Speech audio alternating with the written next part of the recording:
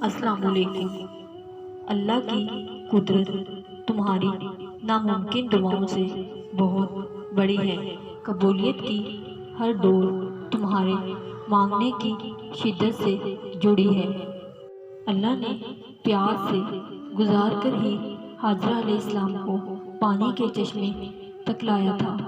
منزل کی پہنچنے کے لیے تمہیں بھی آزمائش سے ہی گزرنا پڑتا ہے۔ انتظار کی اذیت کے بعد ہی تم یعقوب علیہ السلام کو یوسف علیہ السلام سے ملوایا تھا، جسے سزا سمجھ رہے ہو۔ یہ دیر ہی تمہیں تمہاری بہتری چھین لیتی ہے۔ نوح علیہ السلام کی مدد مانگی تو خوفناک طوفان کے ذریعے مدد اتاری گئی، جسے تم عذاب سمجھ رہے ہو۔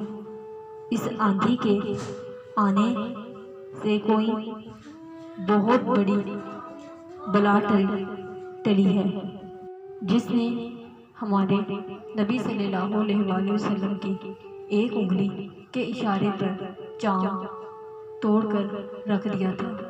وہی تمہارا بھی رب ہے۔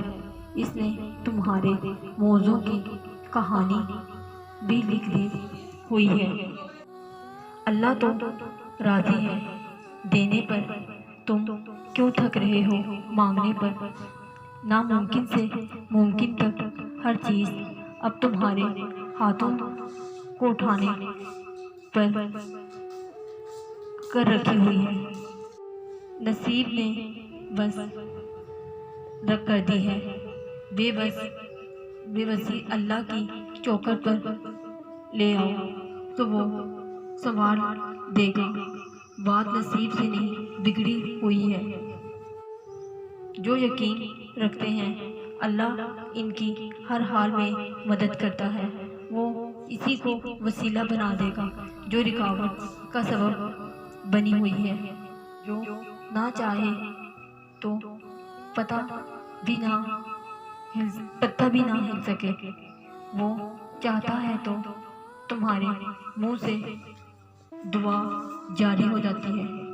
تمہاری امید کو اللہ اب تک اس لیے برقرار رکھے ہوئے ہے کیونکہ اس نے تمہیں عطا کرنے کی ساری تیاری کی ہوئی ہے۔